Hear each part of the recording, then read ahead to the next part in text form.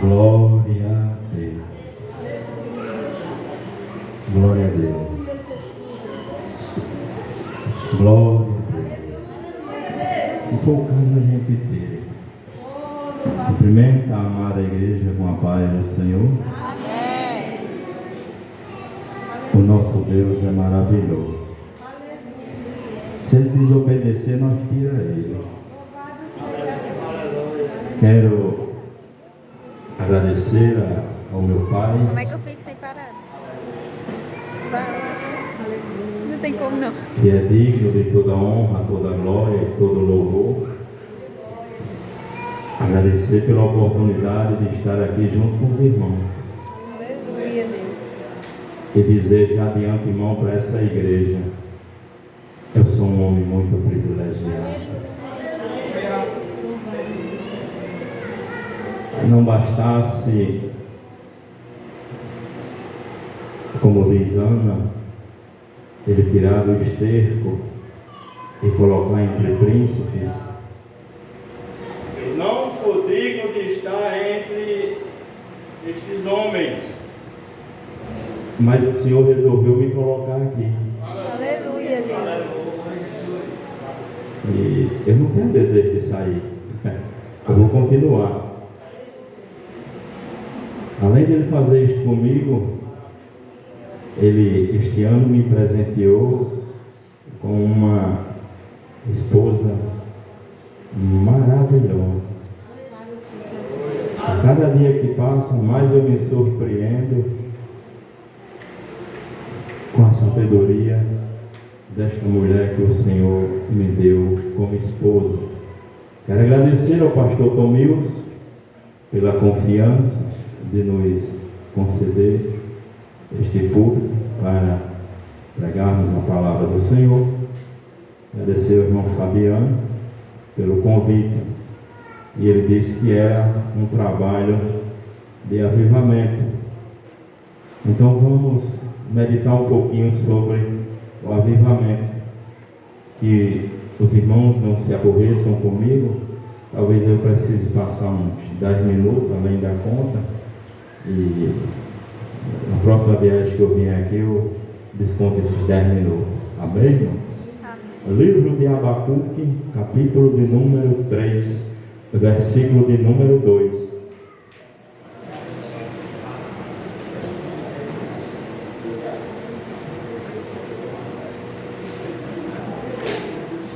Oh, glória!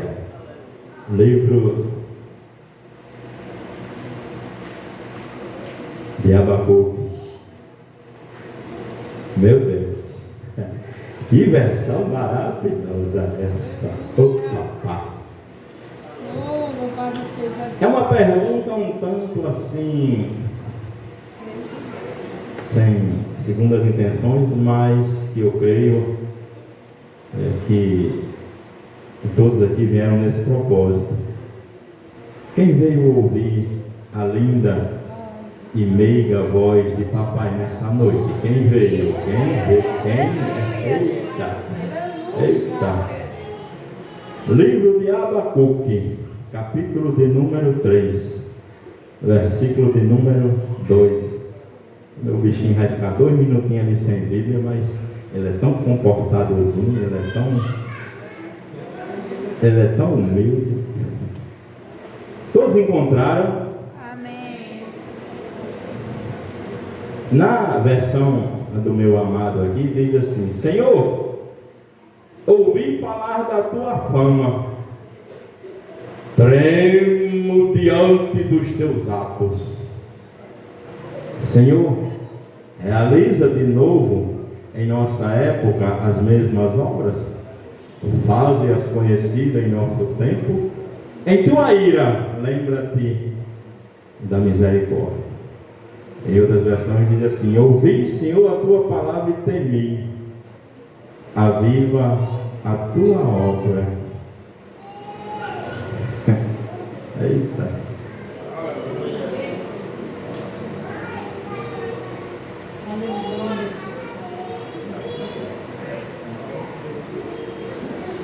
Eu já falei aqui algumas vezes pela timidez que me assola, às vezes, ou todas as vezes que tenho oportunidade de ministrar a palavra do Senhor, eu fico assim um tanto quanto nervoso.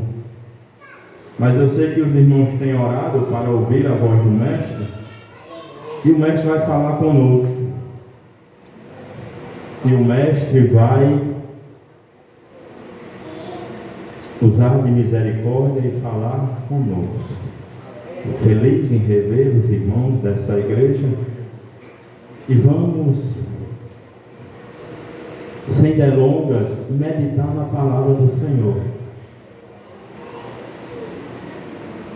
Quando, se eu falar assim sem microfone, os irmãos me ouvem, irmão?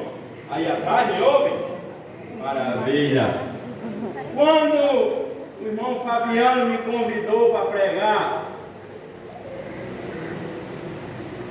e me disse que era sobre avivamento, eu corri para os pés do papai.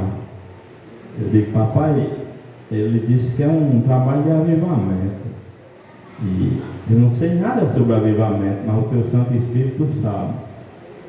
O Senhor quer falar o que para a tua igreja? E o Senhor falou ao meu coração nesta tarde. Foi quando nós tivemos tempo de meditar na palavra, pois os dias foram muito corridos, mas papai sempre usa de misericórdia. Quando Abacuque, cujo nome significa abraço, escreve ou cita ou faz um salmo deste versículo, às vezes nós não entendemos o que ele estava passando nos 2 capítulos anteriores, no 1 e no 2. E ele chega ao ponto de questionar ao Senhor. E isso é coisa de filho para pai. Aleluia. Tem gente que acha que a gente não pode questionar o Senhor. A gente só não pode ser atrevido, irmão. Agora a Bíblia, lá no livro aos Hebreus, capítulo 4, a Bíblia diz que nós temos ousadia para entrarmos no Santo dos Santos.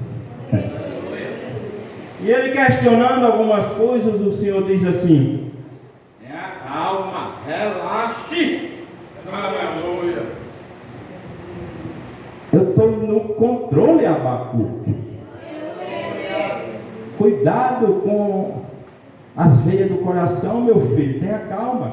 Porque tem crente, irmão, que qualquer coisa está se desesperando. Papai está no controle. Aí ele vai, escreve esse versículo do capítulo 3, versículo 2. Mas na realidade, o que é que Abacuque estava querendo dizer com isto aqui?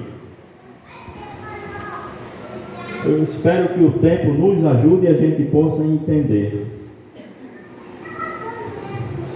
Avivar, trazer de volta à vida ou para a vida o que está morto. Isto é avivamento. Eu sinto muito desapontar aos irmãos. Eu sou assembleano. Tem gente que diz que eu sou batista, outros dizem que eu sou presbiteriano, outros dizem que eu sou adventista, mas eu sou assembleano. Eu nasci nesta igreja há 25 anos atrás, pela misericórdia de Deus. Mas avivamento não é pulo, não é aviãozinho, não é correr, não é sapatear, não é canela de fogo, não é caneta de fogo, não é anjo de fogo, não é carruagem de fogo. Isso é uma emoção do momento. Isso é bom, irmão, mas isso não é avivamento. Eu morei um tempo da minha vida no Rio de Janeiro, irmão. Pense num povo que gosta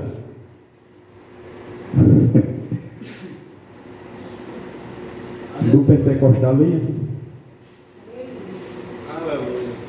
Lá no Rio de Janeiro começa de algumas igrejas de 7h30, termina de 11 horas, 12 horas. E eu acordava de 3h30 da manhã. O primeiro culto que eu fui, eu desisti. Eu digo: não dá para mim não. Mas eu observei uma coisa, irmão. eles não gostam da palavra. É só manto. Lá eles gostam muito de carruagem de fogo, caneta de fogo, anjo de fogo, canela de fogo, sapato de fogo, tapete de fogo, banco de fogo. Eu digo, daqui a pouco essa igreja está pegando fogo. Mas nada contra, deixa os bichinhos. Mas avivar é isto, é trazer de volta para a vida o que está morto. E às vezes tem pessoas em nosso meio que acham que estão vivas, mas estão mortas.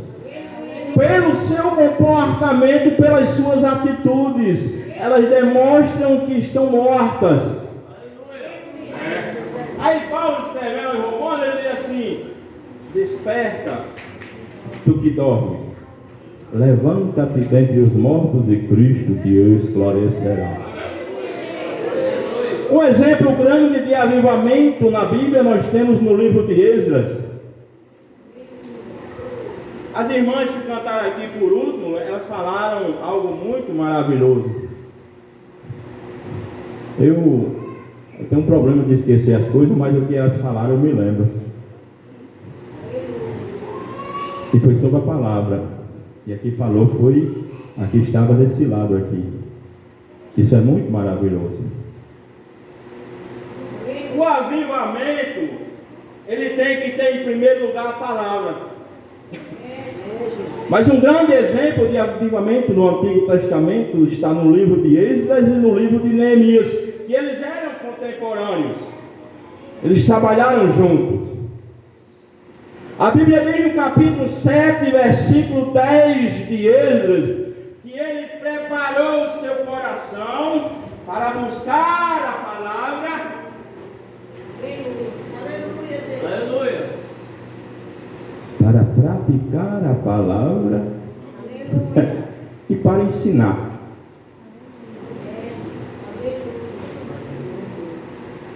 Buscar, praticar e ensinar. Tiago ele vai dizer que se a gente não pratica a palavra, estamos nos enganando a nós mesmos. Aleluia. Então Esdras ele tomou essa iniciativa, ele buscou a palavra. Aí quando a palavra começa a fazer efeito, que o Espírito Santo atua através da palavra, aí no capítulo 9, versículos 5 ao 15, a gente vê Esdras e o povo fazendo confissão dos seus pecados. Um avivamento com pecado embutido tem alguma coisa errada, não é avivamento. Aí Esdras 10, versículo 1 ao 8, aí a Bíblia mostra que eles se arrependeram. Avivamento tem que ter arrependimento. Aí em Neemias capítulo 8, versículo 1 a 8, a Bíblia nos mostra o poder da palavra. A Bíblia diz que eles fizeram um culto de madeira, um pouco mais elevado do que o povo. Aí subiu Neemias, subiu Esdras e todos os sacerdotes e sumos sacerdotes. Aí a Bíblia diz, desde a alva, 5 horas da manhã, até o meio-dia, eles ensinaram a palavra. Aí a Bíblia diz, e os ouvidos de todos estavam atentos. Aí a Bíblia diz, e quando eles começaram a ouvir a palavra, eles começaram a chorar. Eita, que maravilha! Essa foi a maior escola bíblica que houve na face da terra. 5 horas só de palavra. Nos dias atuais, irmão, tem gente que diz assim, irmão, eu sou pregador canela de fogo. Aí você pergunta assim, onde é que está o versículo tal? Ele diz, eu vou procurar depois. Esdras preparou o coração, ele buscou, ele praticou, aí depois ele ensinou. Mas vamos lá. Abacuque nos ensina uma lição maravilhosa que tem que haver 3 coisas no avivamento. A primeira é a palavra. Por que tem que haver a palavra? Porque a palavra é o nosso alimento espiritual. Ou diz assim, se tem uma coisa que o crente sabe fazer é comer. É verdade, não é mentira não. É mentira não. Mas com a mesma velocidade que nós temos fome pelo alimento físico, nós deveremos ter fome pelo alimento espiritual, que é a palavra do Senhor.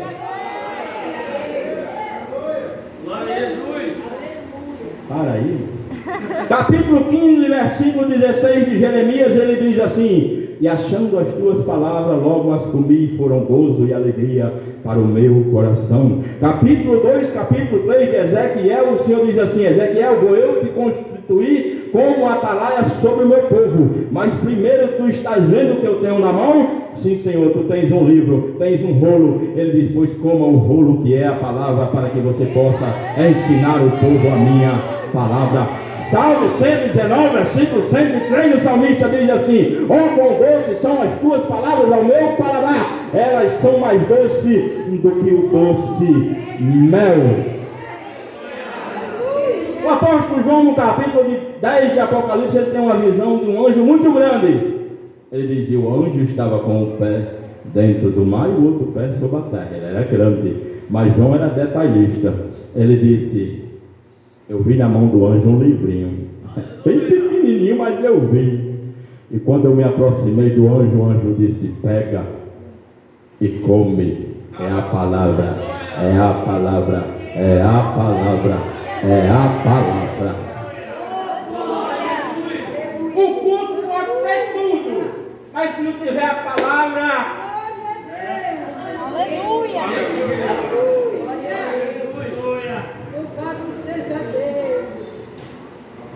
a palavra alimenta, a palavra limpa. Capítulo 15, versículo 3 do Evangelho escrito por João, Jesus diz assim: vós estáis limpo pela palavra que eu vos preguei. A palavra purifica. Salmo 119, versículo 9 diz assim: e não é só para os jovens. Como purificará o jovem o seu caminho? É observando segundo a palavra. A palavra santifica. Evangelho escrito por João, capítulo 17, versículo 17. Jesus diz assim: Pai, santifica-os na verdade, a tua palavra é a verdade. E a palavra produz fé.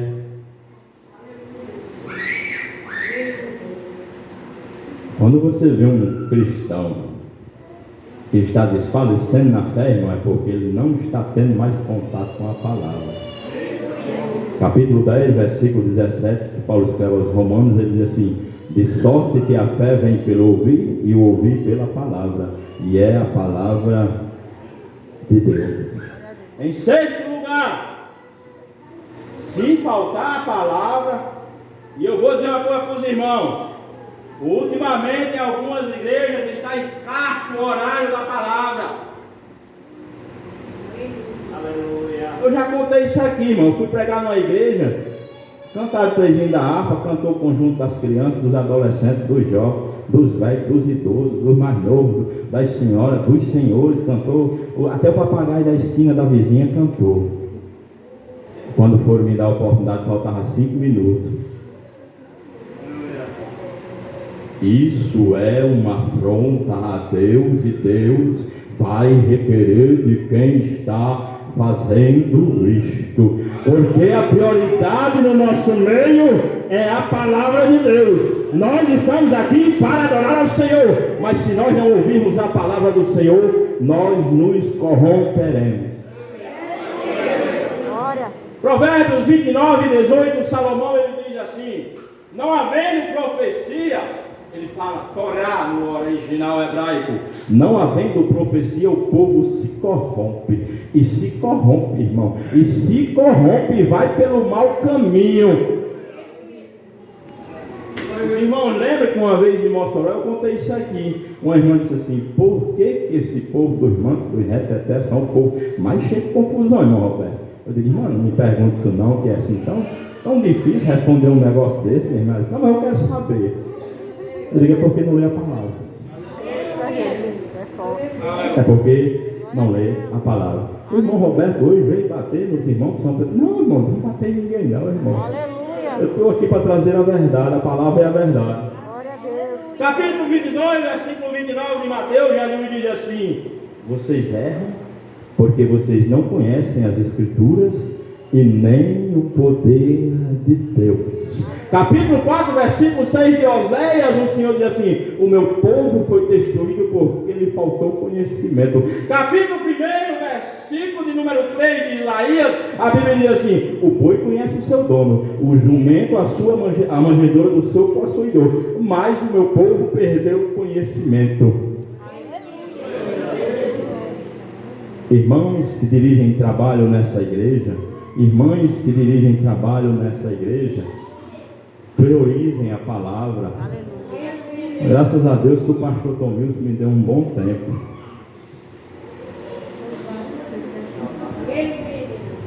Por que não pode faltar a palavra em um avivamento? Porque a palavra é poderosa.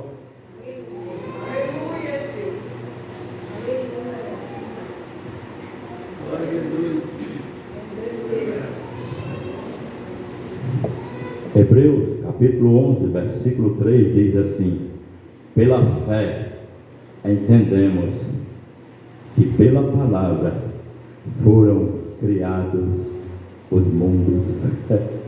E é verdade, irmão. Lá no Gênesis, quando a gente vai para o capítulo 1, começa papai dizendo assim: haja luz.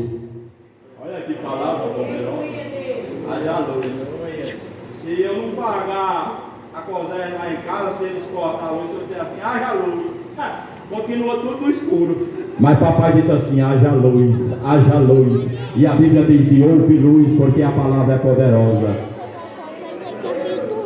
João capítulo 1, versículo 1 ao 3, a Bíblia diz assim: no princípio era o verbo, a palavra, e o verbo estava com Deus, Jesus, e o verbo era Deus, e tudo que foi feito por ele, sem ele, a palavra, nada seria feito. Colossenses capítulo 1, versículo 16, o apóstolo Paulo diz assim: porque nele foram feitas todas as coisas. Aí ele termina o versículo dizendo assim: porque dele são todas as coisas e tudo foi feito através da sua palavra.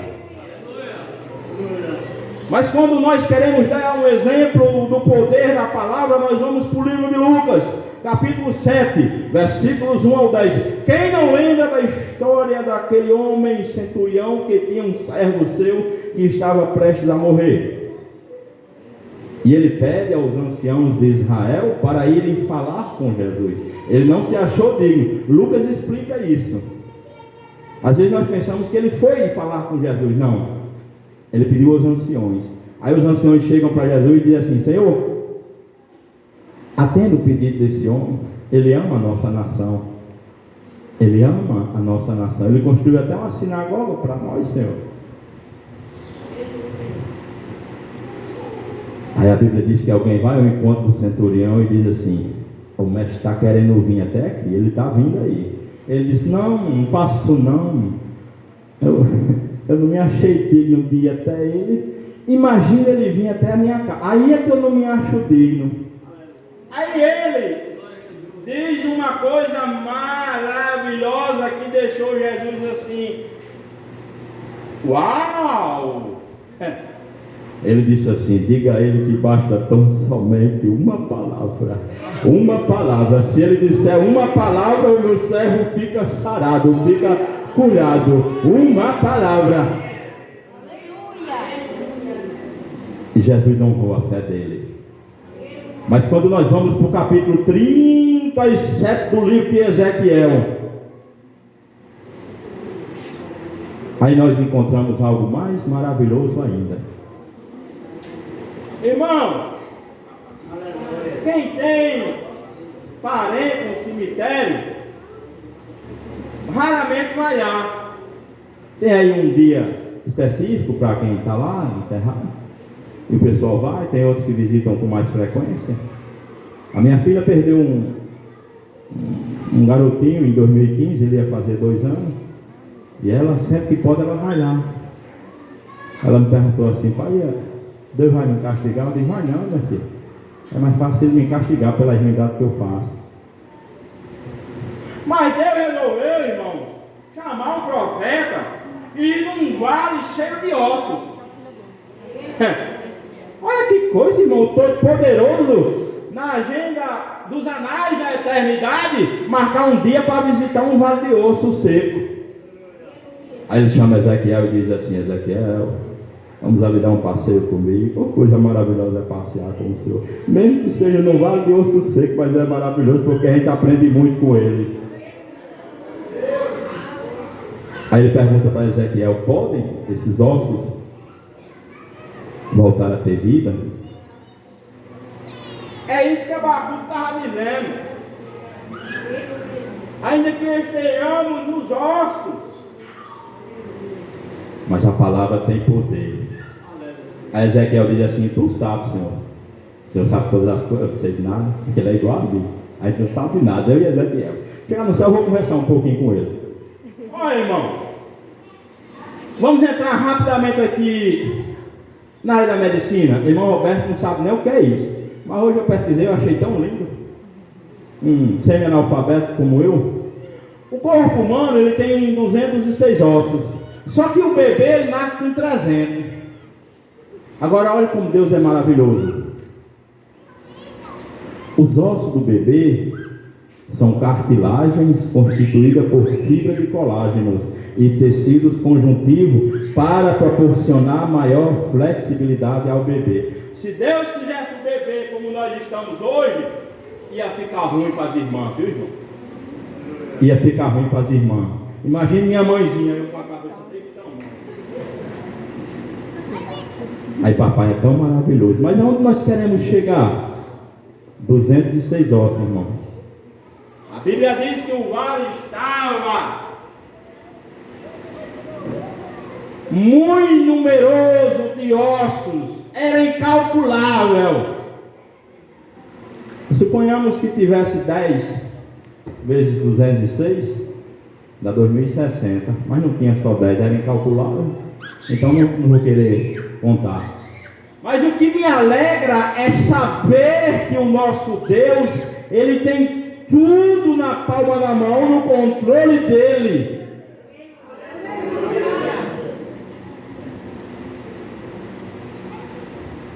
O maior osso do ser humano fica na coxa, é o fêmur. Os 3 menores ossos do ser humano ficam no ouvido. O menor é o estribo, aí depois vem o martelo e a bigorna, são muito pequenos. Aí tem falange, osso da cabeça, do ouvido, do pescoço, do tórax, do abdômen, dos membros superiores e inferiores. Agora imagine, irmão, 206 ossos. E cada um vai para o seu lugarzinho bem certinho.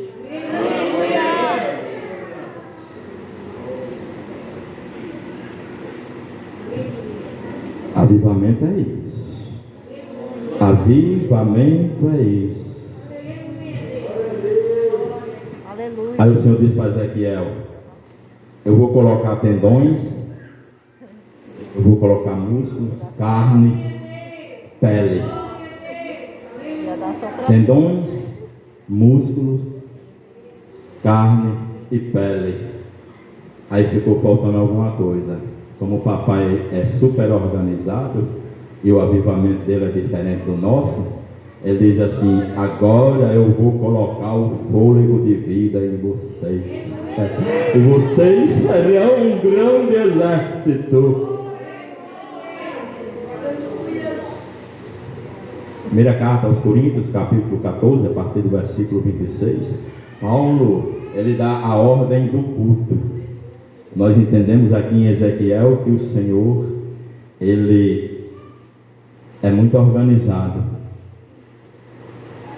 Ele não faz nada aleatoriamente.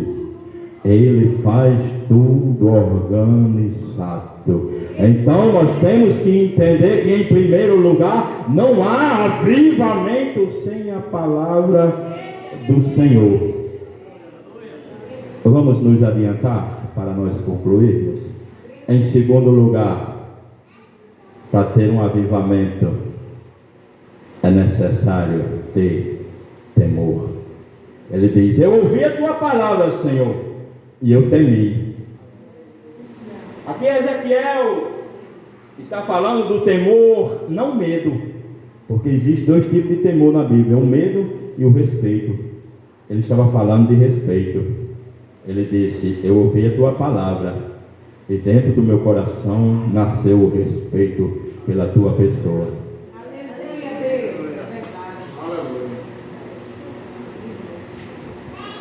Obrigado, irmão Arthur, pela aula. Ô menino, internar aqui, eu vou dar um cheiro em você. Se não houver temor, irmão, não há comunhão com o Senhor. A gente fica, a gente ora, a gente pula, a gente vai clamar, mas não há comunhão com o Senhor. Salmo de número 25, versículo 14, a Bíblia diz que os segredos do Senhor são para aqueles que temem a Ele. Aonde, irmão, vocês vão contar as coisas de vocês para qualquer um? Só se for maluco. Aí depois tá as confusão. Ei, fulaninha disse desse jeito. Ei, ciclano disse desse jeito. Aleluia. Os segredos do Senhor são para aqueles que respeitam Ele. Segundo o sábio Salomão, em Provérbios capítulo 14, versículo 27, ele diz que o temor é fonte de vida. Fonte de vida. E o próprio Salomão, em Provérbios 10 e 27, ele diz que o temor prolonga os dias de vida na terra. A igreja primitiva só prosperava porque havia temor no meio da igreja. Atos dos Apóstolos, capítulo 2, 43, a Bíblia diz assim: e em todos havia temor, e em todos havia temor, e entre eles se faziam sinais e maravilhas. Glória a Jesus. Uma perguntinha básica, irmão. Eu vou começar pelos meninos de cima. Por que hoje nós estamos assim, irmão? Em 2002, se não me falha a memória, foi a última vez que eu vi coisas maravilhosas na terra. Eu estava em uma igreja em Natal, e o pastor que estava pregando, Deus o usou naquela noite de uma forma maravilhosa. E assim onde estão esses jovens, tinha 6 paralíticos. Ele disse: o Senhor mandou eu orar e Ele vai levantar esses paralíticos agora. Eu quero ver. Eu quero ver. Não, irmão, não que eu fosse cético, mas é porque eu nunca tinha visto, irmão. Oh, coisa linda. Tinha um senhor, eu acho que ele tinha uns 70 anos de idade. Ele estava numa cadeira de roda, aquelas que fica quase em pé. E ele estava assim, eu não sei se foi um AVC ou o que foi, ele estava todo torto assim. Eu digo: Jesus, eu quero ver se eu mais levo. Não que eu duvide, Jesus, mas deve ser muito lindo.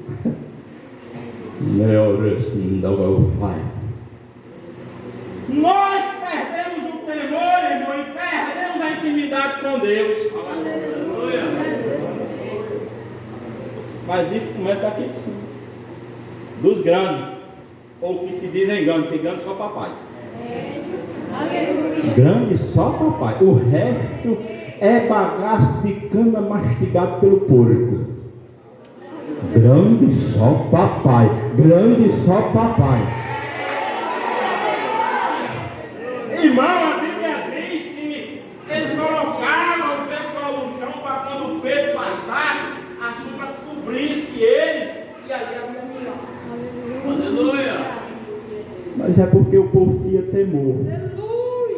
Aí apareceu um gaiatinho, um casal, Ananias e Safira, e acharam que podia enganar o Senhor, só que eles esqueciam que estava em meio a um avivamento. Venderam a propriedade, mentiram, quiseram enganar Pedro. Pedro disse: olha, vocês tentaram brincar com o Espírito Santo, não foi comigo não. Vai morrer. Vai pra vala, como diz o carioca. Vai pra vala. Morreu Ananias, depois chega Safira com a mentira e morre também. Aí a Bíblia diz assim: e todos se encheram de temor. Opa, pai.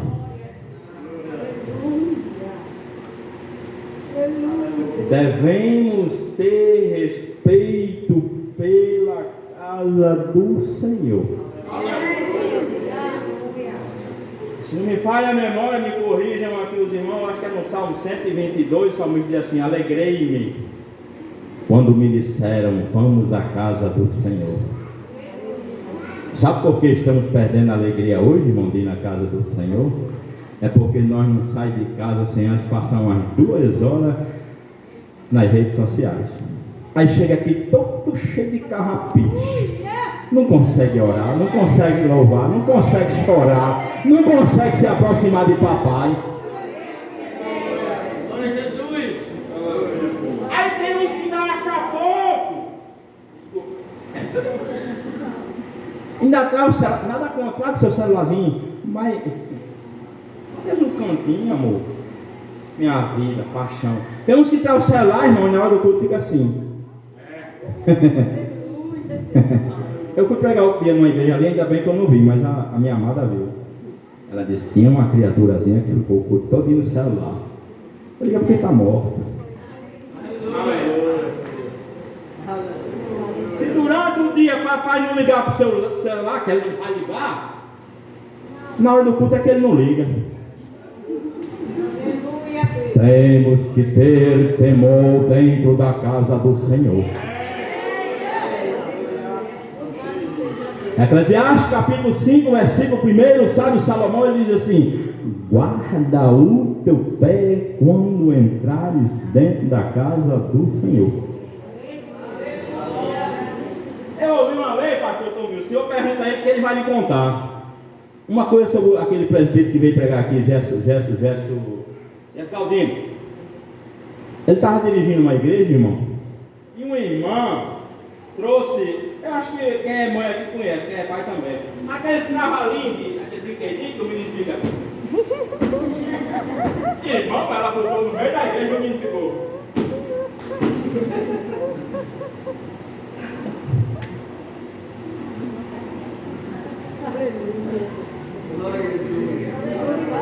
Papai vai começar a requerer daqueles que acham que pode brincar com ele. Aí como a mãe tinha, mas o pai assim, um corrozinho, ele disse assim: irmã, pega esse cavalo e leva para o curral lá de fora, lá fora deve ter algum curral, leva o cavalo lá para fora. Não, mas meu Deus, agora o cavalo com o menino, com a senhora, com tudo lá para fora. Ah, irmão, mas ele foi muito grosso. Não foi não, irmão, ele aprendeu com Jesus.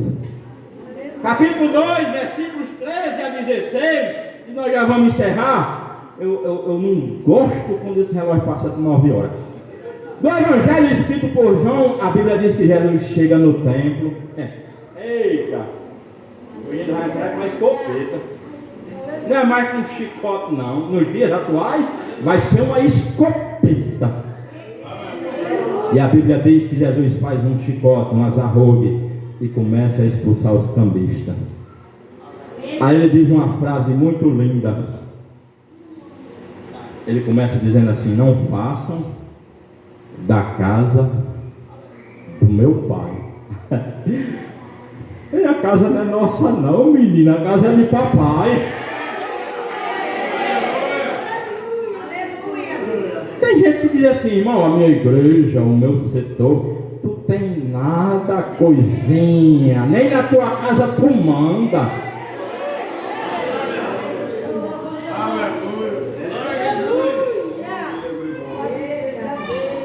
Aí Jesus desce o chicote, pega chicote, pega chicote, pega chicote, e bota todo mundo para fora. Ele diz assim: a casa do meu pai. A casa é do meu Pai. Ouvi, Senhor, a tua palavra e temi. Aí ele ora. Avivamento tem que ter palavra, tem que ter temor e tem que ter oração. Eu fico agoniado, irmão, quando diz assim, vamos pregar a igreja tal, que lá é campanha de oração. Aí tal, não no sentido pejorativo da palavra, bichinho, está o pobre do pastor de joelho, rasgando a calça, orando, e a maioria da igreja, irmão, trocando figurinha.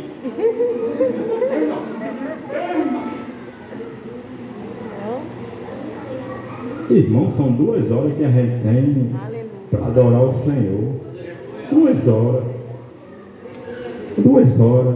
Não perca tempo com bobagens, com picuinha. Não perca tempo com aquilo que não lhe edifica. Se o irmão da esquerda vier falar com você, não é assim não, mas vamos lá, gente. Irmão, vamos adorar o Senhor, irmão? Irmão, vamos adorar o Senhor, irmão? Mas sabe o que acontece, irmão? Um começa e o outro dá continuidade. Aleluia. Sai dele, espírito falador. Tem que ter oração. A oração, eu achei uma definição muito linda e não me canso de dizer. A oração é uma honra e um privilégio de conversar com o Todo-Poderoso. Eita! Aí Tiago diz assim, capítulo 5, versículo 16: a oração de um justo pode muito em seus efeitos. Glória a Deus, aleluia. Eu creio que aqui nesta noite tem justificados e justos. Eu quero...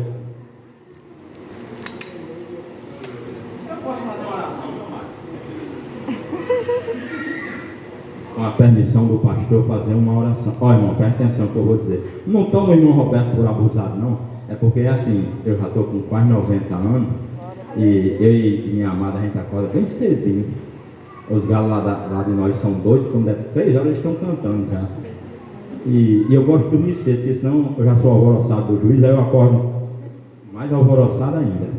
Então eu quero fazer o seguinte com os irmãos. Me ajuda, irmão, contribua comigo. Mas não é dinheiro não, viu, irmão? Eu vou fazer uma oração agora, irmão, e eu quero que aqueles que têm uma necessidade, ou venham à frente, ou fique sentadinho, ou coloque a mão no lugar da sua necessidade, se for na área da saúde, se for financeiro, coloque no bolso.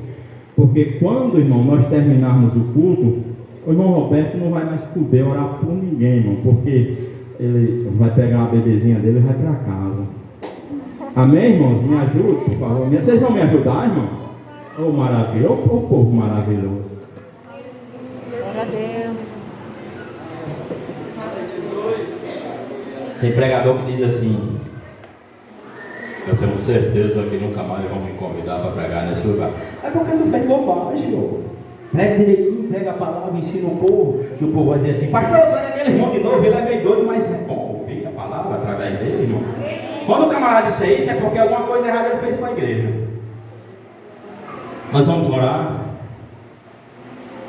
Se o teu problema é a saúde, nós temos um médico por excelência. Glória a Deus. Se o teu problema é financeiro, ele diz lá em Ageu: minha é a prata e meu é o ouro. Oh, glória, aleluia. Se o teu problema é no lar, ele vai resolver. Aleluia, Jesus. Porque foi ele que instituiu o casamento. Se o teu problema é uma causa na justiça, misericórdia de quem se levantou contra você. Porque nós temos ao nosso lado o justo juiz e nós temos ao nosso lado um advogado que não perde em questão. Oh, aleluia.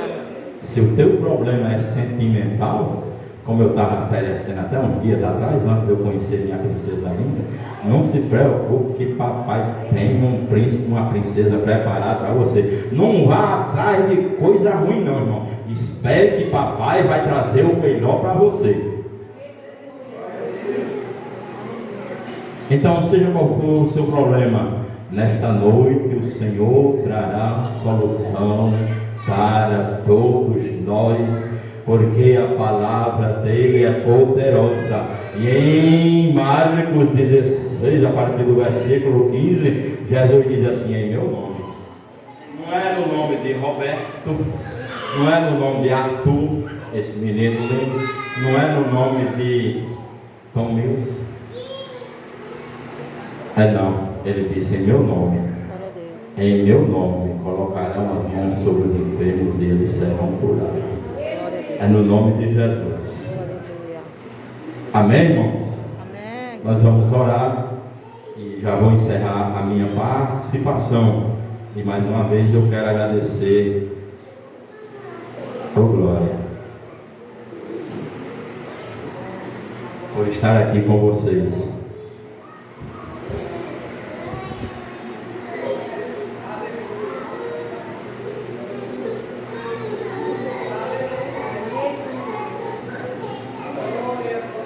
Papai,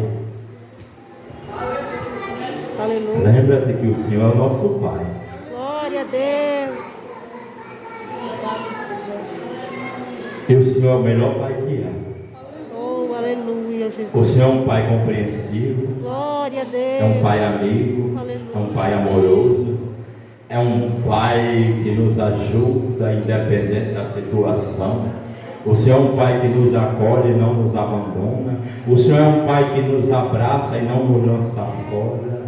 O Senhor é um Pai que em todos os momentos, até quando a nossa mente surta, o Senhor nos entende. O Senhor nos entende. A família não entende, mas o Senhor nos entende. O pastor pode não entender, porque ele também é falho igual a nós, mas o Senhor nos entende. Nesta noite eu ensinei a tua palavra, e eu ensinei que a tua palavra é poderosa, e através da tua palavra foram feitas todas as coisas. Aleluia. Oh, glória a E os Deus. teus servos assim entenderam, Senhor, por isso que eles estão aqui à frente, por isso que eles estão aqui para receberem esta oração, porque eles entendem que a tua palavra é poderosa. Se é na área da saúde, Senhor, repreende agora todo mal que houver no corpo dos teus servos.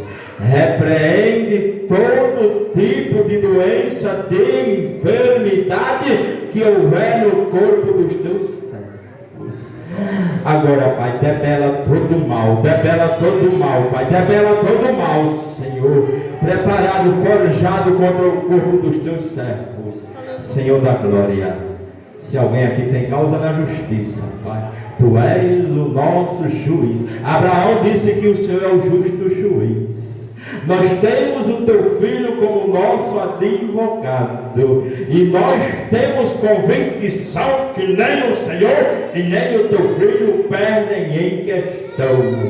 Deus, se é na área sentimental, Deus, se há rebeldia dentro dos lares dos teus servos, repreende agora, Senhor, o espírito de rebeldia dentro dos lares dos teus servos.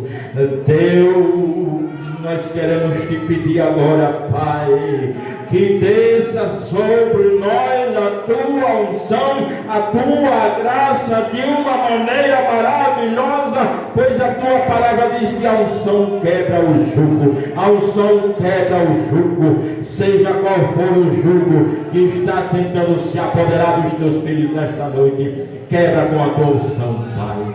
Nós já queremos te agradecer por tudo que o Senhor tem feito por nós, e nós temos convicção que os teus servos irão contar a bênção neste lugar, porque o Senhor é poderoso para fazer muito mais além daquilo que pedimos ou pensamos. Amém, amém.